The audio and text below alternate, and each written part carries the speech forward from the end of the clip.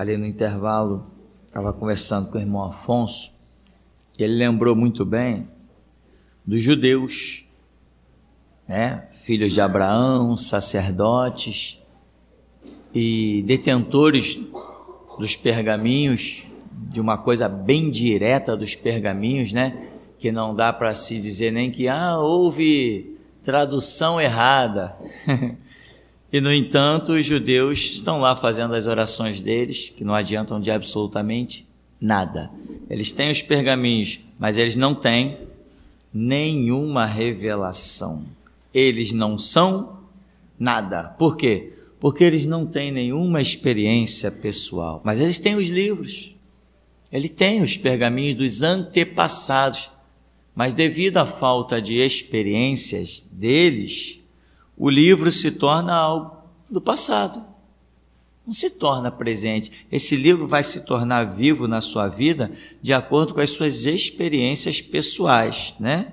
Sem essas experiências pessoais, você não sente a realidade desse livro, nem com os irmãos do passado e muito menos com as coisas que ele declara a respeito do futuro. Então, os judeus são um ótimo exemplo da necessidade de revelação, testificação do Espírito Santo, mover sobrenatural, enfim, tá?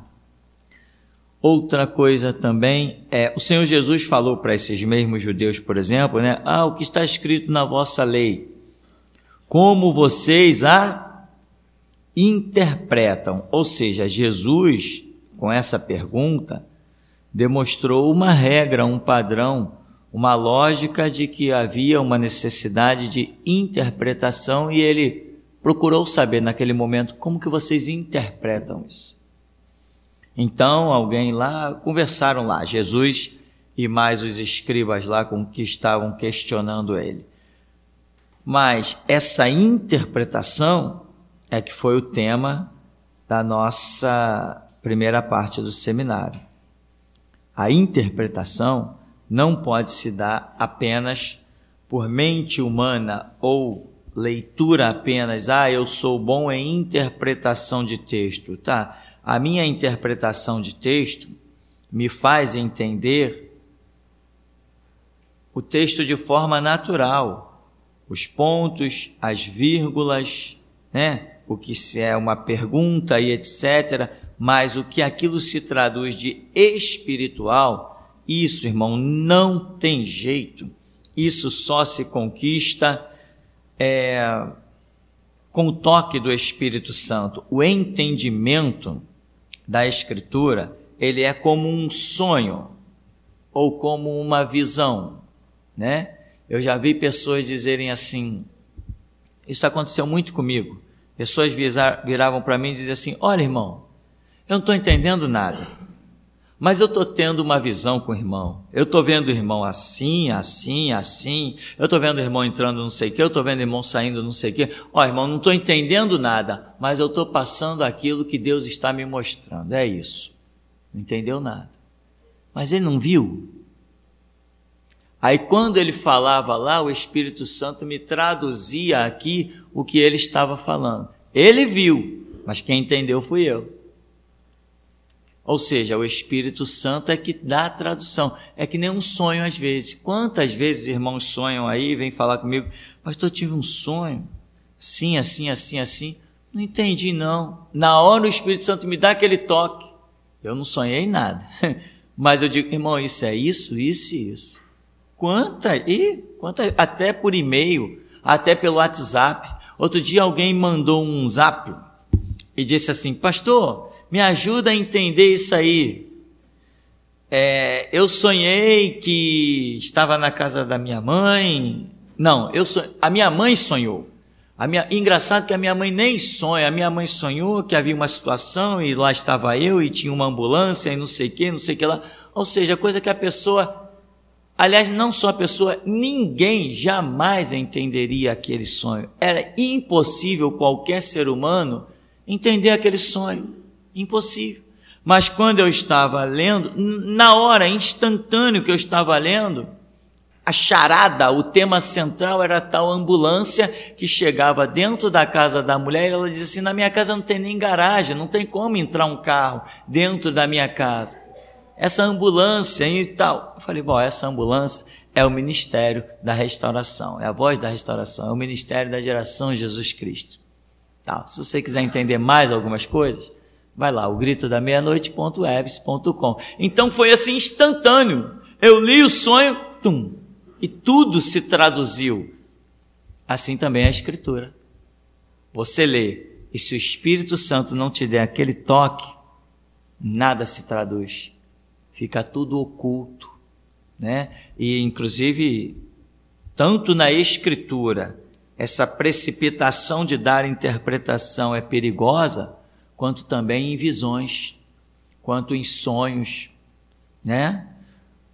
Tem tantos sonhos que as pessoas trazem aqui, ó. Teve várias pessoas que já foram embora aqui do ministério, tiveram sonhos e que vieram contar todos exaltadinhos, né? Pastor, eu tive um sonho, eu via isso, eu via aquilo, e pastor, eu nem sonho, mas eu tive um sonho, e foi isso, e a pessoa conta aquilo como uma grande glória, com grande orgulho, e querendo parecer espiritual.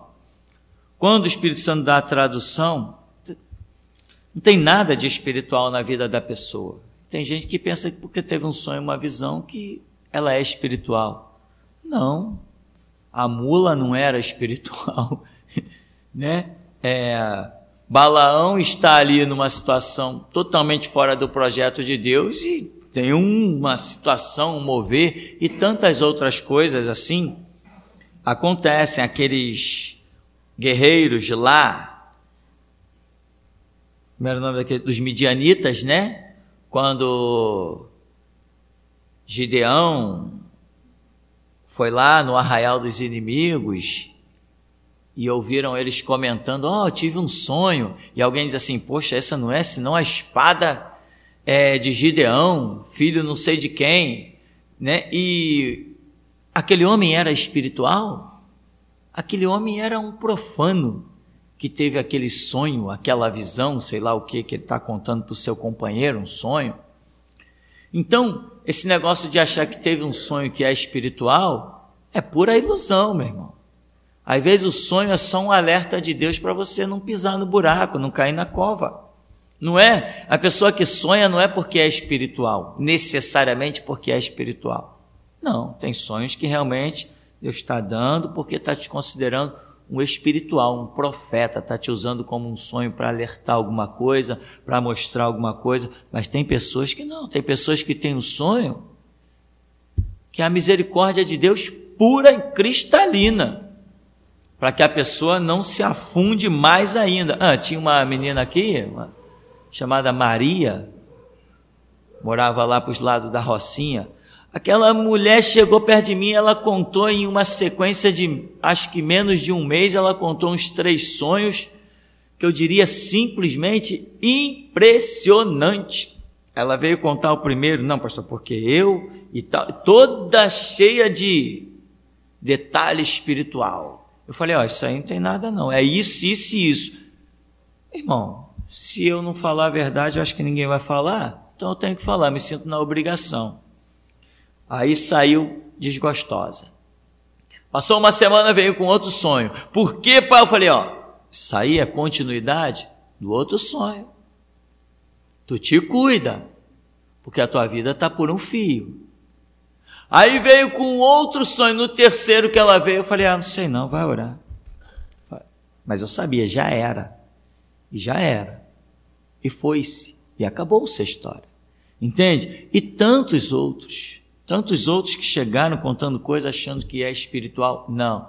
As coisas espirituais, sonhos, visões e a palavra que é espiritual, a minha mente não tem condições de traduzir ou de entender. Não tem. É o Espírito Santo que me leva ao entendimento. Sem ele, não adianta eu ter feito faculdade, 5 ou 6 faculdades, ser o cara o nota 10 na interpretação do texto, nota 10 na redação, nada disso interessa. Se eu não tiver humildade para chorar nos pés do Senhor, meu irmão, a glória da palavra nunca me será revelada. A Bíblia não é apenas um livro. Se for apenas um livro, acabou, está encerrada a história. Mas se a Bíblia é a palavra de Deus, então a mente humana não tem condição de receber a palavra de Deus sem o auxílio do Espírito Santo, tá? Bom, temos perguntas aí, né? Temos coisas para compartilhar, alguém. Se você não tiver alguma pergunta específica sobre isso, tiver algum texto que você teve lá as suas dúvidas e gostaria de nós tentarmos com a misericórdia de Deus entender. Em princípio, ninguém? Tem alguém, Afonso? Alguma pergunta? Não? Então, assim é bom, significa que todos são muito sábios. Outra coisa então, vou voltar a falar ainda um pouquinho mais aqui de escritura. Você já reparou que tem passagens bíblicas, muitas vezes no final de livros, por exemplo, vamos usar o exemplo mais clássico, né? 2 exemplos bem clássicos, que é o de Moisés e o de Samuel. O livro de Samuel, que foi escrito por Samuel, narra a morte de Samuel. Ora, como é que eu estou escrevendo um livro e estou narrando a minha morte? Né? O que acontece? Se não for uma predição ou profecia é uma coisa, mas não, estou simplesmente narrando a minha morte. E foi sepultado assim e tal. Ora, está na cara que quem escreveu aquilo não foi o cara que morreu.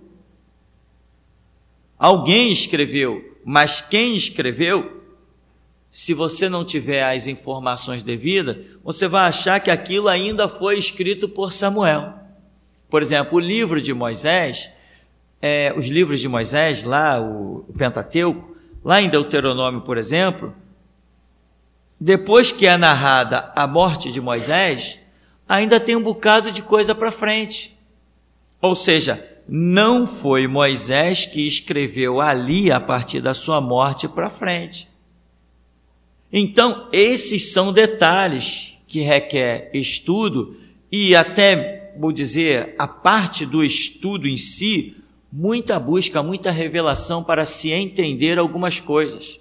Aonde nós vemos que interpretação bíblica é perigosíssima. Se você interpretar a Bíblia de forma errada, você vai apostar a sua vida em algo errado. E quem aposta a vida em algo errado, como diz a Escritura, o apóstolo Paulo, né? Deus não leva em conta o tempo da ignorância, mas também não tem que trabalhar na ignorância. Deus trabalha na verdade. Se alguém está na ignorância, Ele guia pela vereda da justiça, pela verdade, para poder abençoar. Deus não abençoa uma pessoa no caminho da ignorância, salvo-se para convertê-lo no caminho da verdade. Porque se uma pessoa for abençoada e prosperar na ignorância, ela vai achar que a sua ignorância está certa. Nada vai arrancar ela de lá. Então, né, eu conheci pessoas dizendo, não, eu também entendo de Bíblia, eu sou inteligente, eu sei ler, eu fiz escola, eu não sou analfabeta. Irmão, nada a ver. Tem pessoas que são analfabetas, ouvem textos bíblicos e quando ouvem, tem humildade que os faz receber tamanha revelação, que é uma coisa incrível. Muitos que são letrados não conseguem certas revelações que alguns humildes analfabetos conseguem. Tinha um caso de um homem que andava até descalço aí por um monte desses aí do Rio de Janeiro. Falaram na época com o pastor de uma igreja que eu estava, pastor, tem um homem em tal lugar, que é impressionante esse homem falando. E o homem é analfabeto. E ele fica lá naqueles arredores, o pastor falou assim, eu quero ouvir esse homem. E o pastor foi lá e quando voltou impressionado. Falou, irmãos, eu encontrei o homem. O homem sem camisa, o homem descalço, sem nenhum recurso. Quando aquele homem abria a boca, era uma coisa impressionante. Dava para se ver no peso das suas palavras, que tinha pouquíssimo estudo, mas a sabedoria sobre aquele homem era algo fascinante. Como o homem falava de coisas tão profundas. Amém, irmão?